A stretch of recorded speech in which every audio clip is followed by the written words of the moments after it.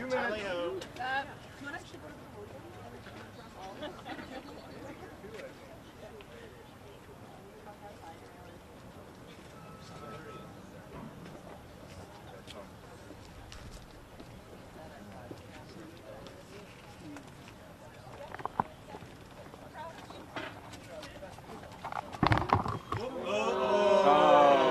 Sorry. Oh, man.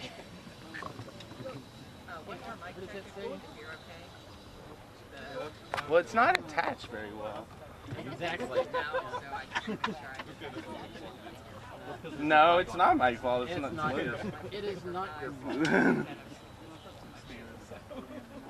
That's perfect. There we go. Test. We It got. doesn't look like union personnel putting down these cables and stuff. Who is it? Miss. Oh, Yeah. perfect. Well, this looks all familiar.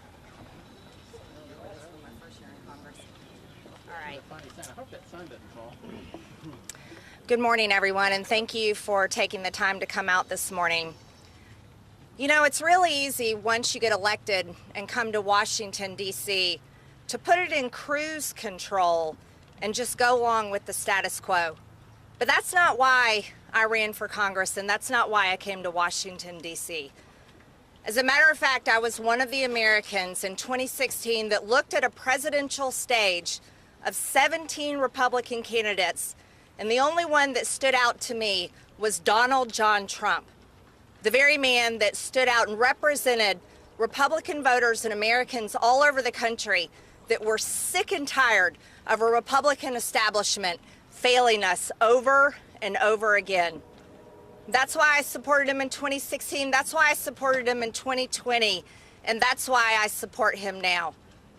But what happened when President Trump became president and the Republican majority in the House and the Republican majority in the Senate is the Republican establishment under Paul Ryan failed President Trump and failed the agenda that we wanted to get done. They passed a $1.3 trillion omnibus that did not fund the wall after we had stood at Trump rally after Trump rally and said, build the wall. They failed us. They funded the uniparty agenda. They funded the status quo that Washington, D.C. just wants to keep going and keep going. And you know what happened? That's why Republicans lost the midterms in 2018 and Nancy Pelosi became Speaker. Republicans didn't fight. They allowed the Russia hoax. And then what happened? When Democrats took over the House, it was impeachment #1, and the entire war against President Trump continued. And that war on President Trump is the war on the same voters today that are ready to go and vote for that man in November and put him in the White House in January. And that's exactly what is happening. He's winning poll after poll after poll because he's the only one fighting while Republicans in the House and Republicans in Washington continue to cave and be part of the uniparty. Mitch McConnell has a 6% approval rating for a reason.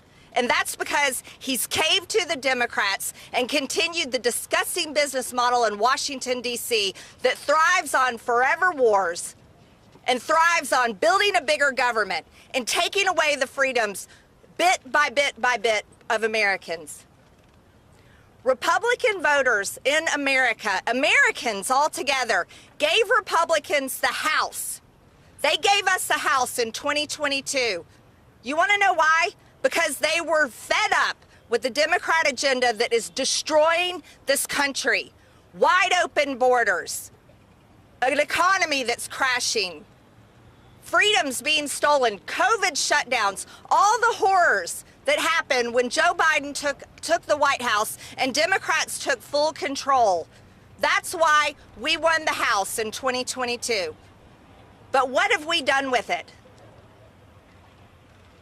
What are we giving Republican voters to vote for?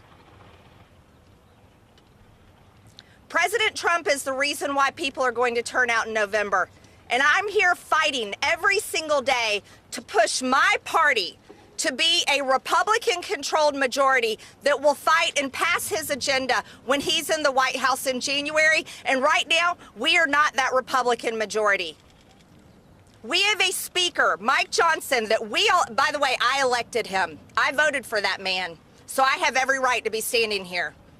It wasn't a choice of America. It was a choice within our Republican conference. And I voted for Mike Johnson because his voting record before he became speaker was conservative. He voted against funding Ukraine. He was solidly pro-life.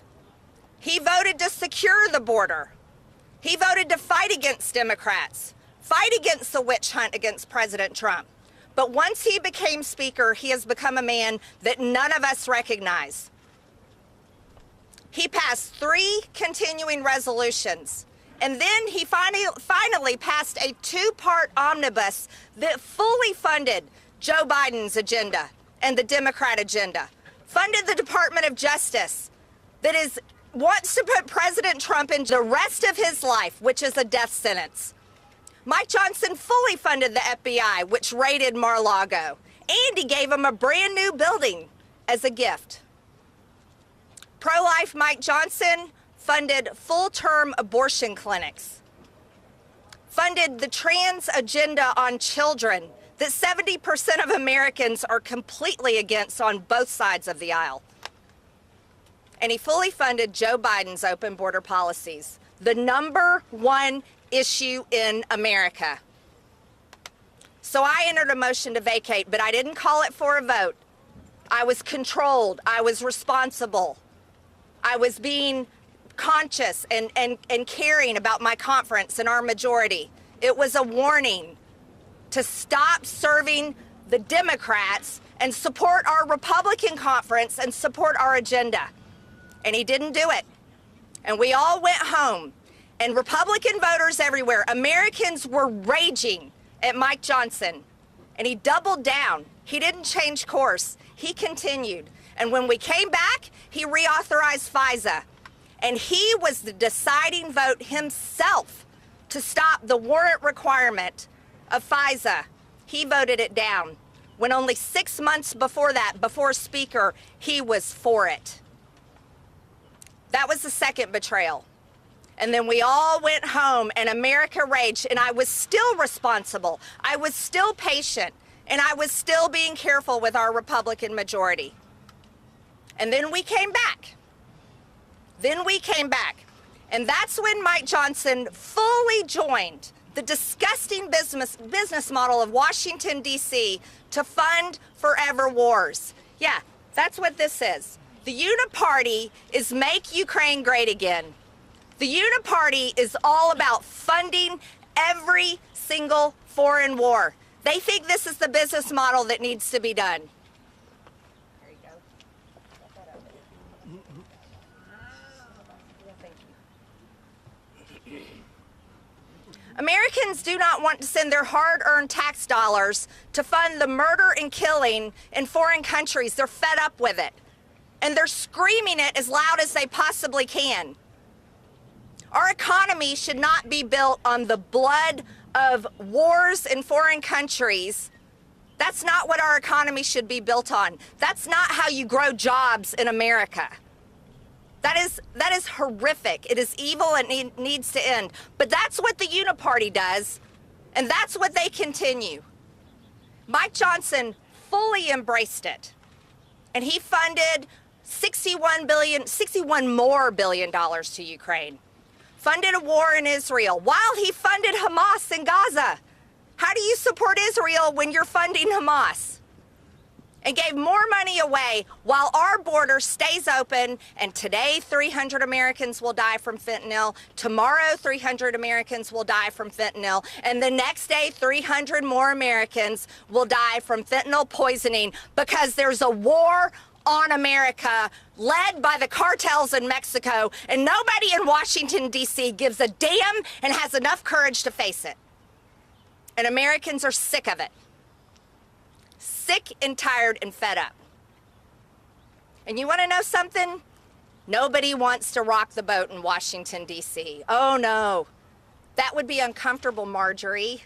we don't want to face the issues, Marjorie. Let's just wait and get through the election, Marjorie. Let's just assume President Trump is going to win and we'll fix it next Congress, Marjorie. Well, I'm sorry. How many more Americans have to die? How many more dead American bodies have to pile up before the House of Representatives that's paid for by Americans' tax dollars actually does something about it? I want to know when this town is going to give a damn about Americans. And that's what this is really about. Well, there's one thing I know. There's one thing I know. If we get President Trump back in the White House in January of 2025, and we are lucky enough to earn the trust again from voters in America to have a Republican majority in this House of Representatives, that we have a job to do. We cannot let people down again. We cannot fail President Trump.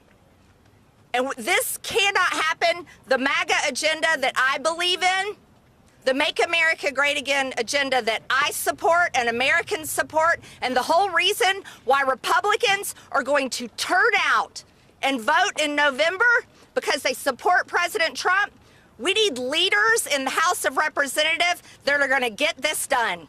Not working for Hakeem Jeffries, not working for Joe Biden, and not going to be twisted and lulled into keep continuing the disgusting practices of Washington, D.C. Mike Johnson is not capable of that job. He has proven it over and over again. Now we have Hakeem Jeffries and the Democrats coming out, embracing Mike Johnson with a warm hug and a big, wet, sloppy kiss. And they are ready to, they have endorsed him. They are ready to support him as Speaker. They want to keep it going, keep the band together. Why? Because Mike Johnson is giving them everything they want. Everything they want. Every single thing they want. So it's really interesting to me. Hakeem Jeffries that has gone through round after round of Speaker votes, and we've all witnessed it, haven't we, America? And I want to tell you, I think it's good that America witnessed all of that. And the Democrats said his name over and over again. They said Hakeem Jeffries because they wanted to elect him Speaker. Well, I find it very satisfying that they are ready to vote for Mike Johnson. And you want to know something? I want to see it happen. And I also want to see recorded votes. I think the American people, by the way, who I represent, I think the American people need to see a recorded vote of does Congress, does the members of Congress support the uniparty? Is this what they support? I think every member of Congress needs to take that vote and let the chips fall where they may. And so next week, I am going to be calling this motion to vacate. Absolutely calling it. I can't wait to see Democrats go out and support a Republican Speaker and have to go home to their primaries and have to run for Congress again, having supported a Republican Speaker, a Christian conservative. I think that'll play well. I'm excited about it. And I also can't wait to see my Republican conference show their cards and show who we are, because voters deserve it. Is the Republican Party, have they finally learned their lesson? Have they finally heard the message from voters back at home? Are they willing to actually fight? Or are they going to just keep going along to get along? Because it's really easy to do that in Washington, D.C. I'm going to tell you, at over $34 trillion in debt, with millions and millions of people invading our country, an economy that I don't even know how is staying afloat because every business owner I know has been suffering, and people fed up with the drama on television and fed up with the fighting and fed up with the bullshit from Washington, D.C., are ready for a Republican majority that's ready to support President Trump and his agenda in January of 2025, and I'm happy to deliver that vote for everyone next week. And at this time, I'd like to turn it over to my good friend and ally here, Thomas Massey, and he'll explain his thoughts on this. Thank you. Well, it's an honor to be here today with one of the hardest fighting, most articulate members of our Republican conference. I think she's gone about this in a very reasonable way. She's given the Speaker multiple chances to resign, to leave, And instead, he's clinging to power by clinging to Democrats. What are the three betrayals that he's delivered to our party and to the country? Well, the first betrayal was the omnibus bill. You know, under Kevin McCarthy, we did 7 separate spending bills. And then when Mike Johnson took over, did we start working on the other 5? No. We threw the 7 in the trash. All the hard work that we had done, Mike Johnson disposed of and decided to do an omnibus bill. An omnibus bill that spends more than Nancy Pelosi's omnibus bill. An omnibus bill that builds the FBI a brand new building. Meanwhile, we're over here in our Judiciary Committee asking them for answers. They mock us. They thumb their noses at us. And why shouldn't they? If we're going to build them a new building and send them strongly worded letters as if we're going to do something about their insolence. The second betrayal of Mike Johnson was FISA, passing FISA without warrants. Did he do this in the proper way? No. The authority for the FISA 702 program rests with the Judiciary Committee. But Mike Johnson decided to let the Intel Committee run this program. And then when it came, we fought hard in the Rules Committee, we fought hard in Judiciary. We got a vote on the floor on warrants, whether you should have to have a warrant to spy on Americans. I mean, this is a constitutionally redundant vote. It should be obvious to anybody that's read the Constitution that you need warrants. And you can say, well, poor Mike Johnson, he's got such a slim majority. You can't get everything you want, Marjorie Taylor Greene or Thomas Massie. He's got such a slim majority. He was the slim majority that cast the deciding vote that says you can spy on Americans without a warrant. It was 212 to 212. Go look it up. He didn't vote on the other amendments. He went out of his way to vote no on that amendment and was the deciding vote on FISA without warrants. So what was the third betrayal, the third and final betrayal? Nearly $100 billion for foreign wars. And he just put that on the floor. Hey, it started out as a veterans bill to give veterans better benefits, H.R. 815. Chuck Schumer stripped every word out of it, put this supplemental in it, and send it back to the House. And then using the Rules Committee that I sat on, but I can't go along with what they did, they pretended like we voted on 4 separate bills. But then after those votes passed, they changed them to amendments and concurred with the Senate bill and sent it back to the Senate. This whole thing was pre-conference with Chuck Schumer. Why is it that on all 3 betrayals, the Senate didn't change a word of these bills when they went to the Senate from the House? It's because Mike Johnson was doing Chuck Schumer and Joe Biden's bidding. They didn't need to change a word of any of these bills. Chuck Schumer fought against all the amendments. He wanted those bills exactly as Mike Johnson had passed them, exactly as Mike Johnson had promised. FISA without warrants, an omnibus with a new building for the FBI, and $100 billion of foreign aid with no border security in it. As Ms. Greene stated, our border is wide open. Wide open. This was our last chance for leverage, and the Speaker gave it all up. Now, why would Hakeem Jeffries endorse a Republican Speaker? Aren't they arch rivals? I mean, what does Hakeem Jeffries want, after all? He wants an open border. He wants increased spending. He wants to take back the majority. And most of all, he and the Democrat conference here want President Trump to lose. Who do they think can deliver on all 4 of those things? Mike Johnson will deliver these things for them. Increased spending, open borders, a loss of our majority, and a loss for President Trump. Because this is so demotivating here. We sat here and watched total capitulation with the Democrats waving flags that was premeditated of another country, not the American flag. You know, Mike Johnson should have brought the white flag and waved it in front of us. Because it was a complete capitulation. It was a humiliation, not just to us, but to all the American people who pay their tax dollars only to see them go overseas, fund foreign wars, secure other countries' borders without securing our borders. I'm going to challenge my colleagues to think about it this weekend because, as Marjorie Taylor Greene said, we're coming back and we're voting on this next week. And you get to have the choice if you're a Republican. Are you going to embrace Hakeem Jeffries, like Mike Johnson has? Are you going to embrace the uniparty like Mike Johnson has when you come back next week? Or are you going to fight for Americans who gave us the majority? And you may say, oh, well, this is lovely bipartisanship. Look, you've got Hakeem Jeffries hugging Speaker Mike Johnson and helping him keep his majority or keep his seat. But the reality is this isn't policy. This isn't like some criminal justice reform where the left and the right can agree. This is about who holds that gavel. Right now, they are both holding that gavel. They are sharing power about procedures, about what bills will come to the floor, about how long we will debate those bills and which committees are comprised of which members. They are sharing power. Now, you may say, and I'll close with this, Congressman Massey, Hakeem Jeffries just told you he's going to save Mike Johnson's bacon. So why go through with this? It's a futile exercise. Why would you go through with this?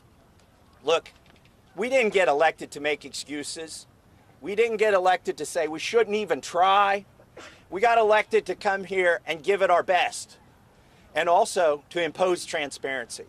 What we've seen here is the coming out of the uniparty, and it will be consolidated and it will be transparent and apparent next week to all Americans when this vote happens. Too many of our colleagues have thrown up their hands in frustration and apathy. Oh, we shouldn't even try. Let's just coast this one out. I tell you what, it's too dangerous to coast this one out. We cannot coast this one out. Hakeem Jeffries knows if we coast this one out, we lose the majority. Spending goes up next fall. He knows the border will stay open, and he knows this is going to demotivate our voters because if we've given up, why should they try? So we are not going to give up. We will fight the uniparty, and we will have this vote next week, and I look forward to it. And I've got one last challenge. I've challenged members of my own conference to think long and hard about whether they want to join the uniparty next week. But we have a leadership team. A team of leaders, from conference chair to whip to majority leader. Why do we have a team? We have a team so that when one of them goes off the rails, the others of them can meet with them and say, you are no longer suited for this job. So I challenge the whip, the majority leader, the conference chair, the policy chair, everybody in our conference to sit down with Mike Johnson and have that talk. And tell him, it's not worth it, Mike. It's not worth it to share power with Hakeem Jeffries just for the vanity of you keeping the title of Speaker. It doesn't serve our country. It doesn't serve our conference. They need to ask him to resign. That is what they should do. And I challenge them to have that tough discussion. With that, we'll take questions. If this fails next week, as is expected, will you continue to try to force a vote on this issue? And two, former President Trump has said positive things about the Speaker and has said he doesn't favor a motion to vacate. Aren't you defying former President's wishes? Absolutely not. I'm the biggest supporter of President Trump, and that's why I proudly wear this MAGA hat. I fight for his agenda every single day, and that's why I'm fighting here against my own Republican conference to fight harder against the Democrats. Mike Johnson has fully funded the Department of Justice that wants to put President Trump in jail, giving him a death sentence. He fully funded the FBI that raided Mar-a-Lago and gave them a brand new building. He fully funded Biden's wide open border. I know everybody knows, the American people know, and every voter that's ready to line up and vote for President Trump in November knows between me and Mike Johnson who's supporting President Trump and his agenda, and that is absolutely me, number one. If this vote fails, then the whole conference, the whole Congress supports the uniparty. Let me tell you something. That is not a failure. It's a win for the American people because that's a list of names. And the voters and the American people who pay for everywhere, we're standing on ground they pay for. They pay for that building. They deserve that list. I believe in recorded votes. That is our job. Our job is to vote. And if anyone is scared of where they're going to vote on a motion to table or if it goes further, then they don't belong here in Washington. They have to be ready to do the hard job. Why move forward with this then in defiance of former President Trump, and why next week and not today then? We have to have a Republican majority in January, and under Mike Johnson's leadership, we're not going to have one. Because Republican voters, just like Thomas Massie just said, Hakeem Jeffries is endorsing Mike Johnson because he knows Mike Johnson's leadership is going to hand the House majority to the Democrats in January. It will make our voters not want to vote for him. They're going to turn out and vote for President Trump top of the ticket, and then they're going to skip Republican House members because they're disgusted with Mike Johnson, his leadership, his speakership in the Uniparty. That's exactly why we have to do this. We have to win in November. We have to have a majority in the House. You want to know why? All you people, your taxes are going to go up if the Democrats control the House. That's right. The whole tax cut, you know, President Trump's tax cuts and savings plan, guess what? It expires this year. And whoever controls the House of Representatives, if it's Mike Johnson and Hakeem Jeffrey holding hands together, your taxes are going up, ladies and gentlemen. And you want to know what else? Your money is going to be funding Ukraine because they already want more money for Ukraine. They're demanding it already. That check cleared, and it wasn't even a week. And they said Ukraine's going to need more money by the end of the summer. And that's what's going to continue. Americans don't want it. Yes, sir. Congresswoman. How come next week and not today? Everybody needs the weekend to prepare. I'm not irresponsible. I care about my conference. I have been measured. I have given this time. I have given warning after warning after warning. And that's why if we don't have to rush. We can do it next week. Also, I think this is a somber decision for Mike Johnson. He deserves a weekend to think about it. He should resign because he knows what's coming next week. What's coming is his sharing of power with Hakeem Jeffries. Now, I'm actually not going to concede that the vote will fail.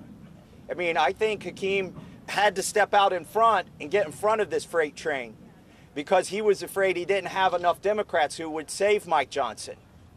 I don't think it's something he wanted to do because now it's going to happen. He is going to embrace Mike Johnson, and the question is, will there be enough Democrats to overcome the Republicans who come to their senses this weekend?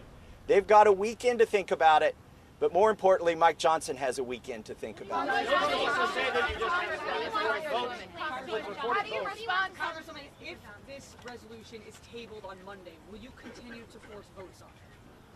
I haven't made a decision on that yet. Congresswoman, how do you respond to Speaker Johnson, who just last night said you are not a serious lawmaker? And if not Speaker Johnson, then who should be holding that gavel?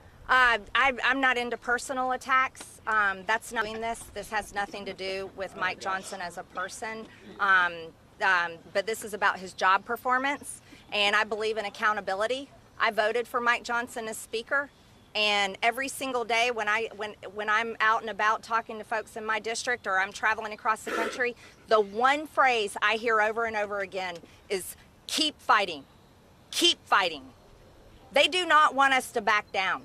They do not want us to just put it in cruise control and go along to get along. And that is what that is. That's exactly what that is. That is full surrender to the very agenda that voters all over America said enough. And in 2022, they gave us the majority to stop the Democrat agenda. So I'm not going to surrender. And as Thomas Massie said, when they were waving the Ukraine flag on the United States House of Representatives floor, that is complete surrender. Doing nothing for our border, but securing the border of foreign countries and continuing to fund the slaughter and the battlefields and the bombs and the horrific injuries and wiping out a full generation of Ukrainian men that will leave women as widows, children as orphans. I'm sorry, the American people don't want to pay for that. If that's what Mike Johnson is for. That we have people. Yeah, go ahead. So that charge is leveled from Mike Johnson against Marjorie Taylor Greene. You're saying that he said she's not a serious lawmaker? Is that right? In an interview last night. Okay, in an interview last night. She's the most serious representative up here. If you listen to the speech that she just gave, She captured exactly what Republicans back home are thinking. They are tired of this swamp. And what does it mean to Speaker Mike Johnson to be a serious lawmaker? Well, I think it means something different now than it meant 6 months ago or a year ago when he was a rank and file member. Because now to him, being a serious lawmaker means betraying our conference. It means going with the majority of the Democrats and abandoning a majority of Republicans. I don't think that's a serious speaker. I also don't think it's a serious constitutionalist to cast the deciding vote on whether you need a warrant to spy on Americans and getting rid of the warrant provision. So I think he needs to look in a mirror before he criticizes Miss Marjorie Taylor Greene. Yes, sir. Given the speaker's capitulation recently, ramming through Joe Biden's agenda while betraying constituents, would there be a difference between Hakeem Jeffries as speaker and Mike Johnson as speaker? Well, you clearly listen to people more than this town. That's exactly what people are saying everywhere. It's all over the internet and comments. It's being said in coffee shops. It's being said, you go to the town square, that's what people are talking about. They're saying, what is the difference? What is the difference between Mike Johnson and Hakeem Jeffries? People are saying that they see no difference. There is no difference because Mike Johnson is sharing the gavel. They're holding it together. And Mike Johnson is not fighting. He's giving Hakeem Jeffries full power. That's why Hakeem Jeffries has given him the biggest endorsement of his lifetime. And that is the last thing that the American people wanted to see. By the way, just Yeah, go ahead. on that point about sharing power, it wasn't just Hakeem Jeffries who endorsed Mike Johnson. It was their whip, That's right. and it was their caucus chair. That's right. Their entire leadership team plans on getting a promotion in January thanks to Mike Johnson. Where is our leadership team? They need to be as united as Hakeem's team is, and they need to surround Mike Johnson and say, Mike, it's time to leave. Congresswoman, yesterday, thank you. Congresswoman, last time it took weeks for you all to coalesce around the speaker to even get somebody who wanted to be speaker. So who do you have in mind this time around to prevent Congress from shutting down and not doing its work again? I'm not naming names, but I think we have people that are capable. Anybody that's willing to fight for our agenda. Anyone that refuses to share the power with Hakeem Jeffries. That's something that we're capable of doing if we decide to do it. This Republican conference can do it. I have watched us do great things. Just as Thomas Massey said, before they ousted Kevin McCarthy, we passed seven separate appropriation bills. We were passing incredible bills that lined up exactly with the reason why people voted for us. And once Mike Johnson took over, he completely stopped it all. We only had 5 left, and he just let them go. Do you want McCarthy back again? That's not what I said. I think he's moved on. What our conference is capable of doing is electing someone that is ready and willing to lead, and I have full faith and confidence we can do it. We just have to do it. Yes. And listen, also, from the very beginning, Mike Johnson has had the chance to save us from what happened in October. Look, he is a lame duck. He's not going to get reelected in January. He's not going to lead us to any policy wins. He's not going to cut any spending. He is not even going to try. That is why Hakeem wants him to remain a speaker. So what should he do at this point? He should do what John Boehner did. Do you remember when John Boehner left? He gave us notice, and instead of not having a speaker, we allowed him to remain speaker while we did, as an extracurricular activity, elect another speaker. It wasn't like it was in October when we came in. We had to come in every day of every week, and we all had the same meeting, and we couldn't do subpoenas, we couldn't do investigations. Everything came to a standstill.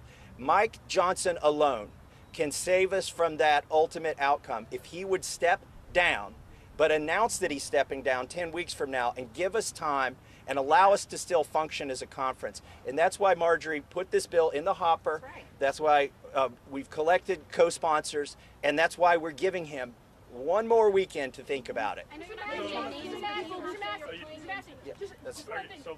Yesterday, Watley was here kind of making a pitch that doing this so close to election would not be good for Republicans. Are you worried about kind of what Julie was saying about doing this so close to an election when, it took 3 weeks last time that this could hurt Republicans come November? No, we're not going to have a House majority if we keep Mike Johnson. And it's just not going to happen. Here's the other thing. This is May 1st. This is May 1st. We have all the way until November. We are going to win the House majority when we prove to our voters we're worth voting for. That's the most important thing that we can do. President Trump, listen, let's say Mike Johnson stays Speaker, and if the only way that we will get the House majority in November is because President Trump drags everybody across the line. And that could happen. But the reality is, if people are going to cast their vote based on this uniparty garbage right here, they're just going to vote for the Democrats. Because like this man said, everyone's saying, what's the difference? There is no difference. Let me Carrie. Okay, just to be sure, I get that you don't want to name names as far as who you're thinking about right now, but the fact of the matter is, you have Mike Johnson because Republicans didn't even have a group of names to begin with. So do you have some sort of short list in mind right now? Are you kind of mulling names? Do you have at least a group of people that you're sort of thinking about? Well, let's be honest. We have Mike Johnson because nobody hated Mike Johnson. Okay? There was nothing in his prior life, or political or private, that qualified him for this job. He is a lost ball in tall weeds. He is unequipped to negotiate with Chuck Schumer. And a lot of people have ideas about why he's betrayed us. I think it's just pretty simple. He's over his head. And so I would say there are at least a dozen members of our conference who either politically or privately have done things in their life that qualify them to lead. And I'd be willing to consider any of them. And we don't have a list. What do you say to Republicans who are saying that you guys are playing into the hands of Democrats, that this will cause chaos and disunity, and that they essentially release this statement to provoke you to do exactly what That little narrative that you echoed is a lie, and that comes from the Republican establishment, that Republican voters are ready to take a sledgehammer to and destroy. They're fed up with it. You want to know why? That's bullshit. It just is. Congresswoman, Yes. a few weeks ago, Congressman OUSTER said that he would support the motion to vacate. He's not here today. Do you still have his support? Oh yeah, absolutely. He had another thing he had to attend to. Yeah, absolutely.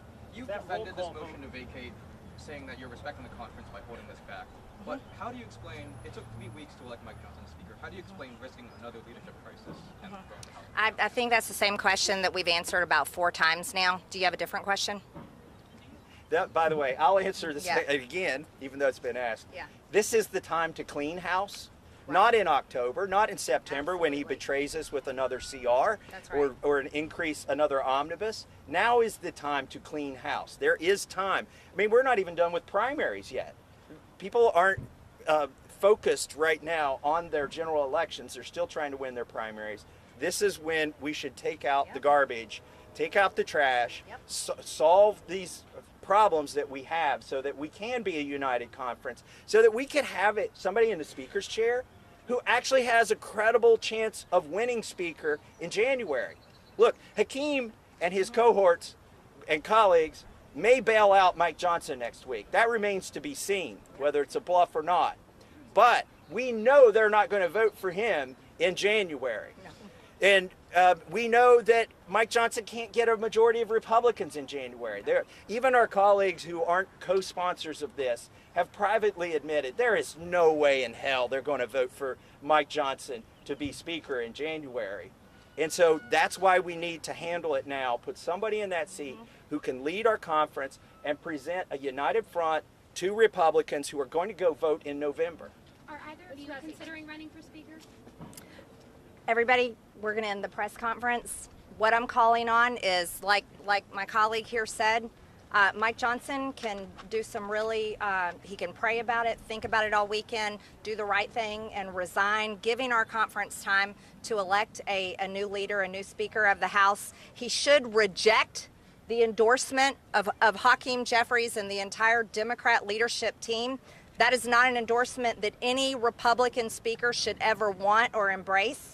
And this vote will be called next week, and I would just want to urge all our colleagues to prepare for it. It's the right thing to do for America. It's time to clean house and get our conference in order and get ready to support President Trump's agenda. God willing, he wins in November, and we take back full power here in Washington in January. Thank you very much, everyone. What day is it? Will you return the motion today?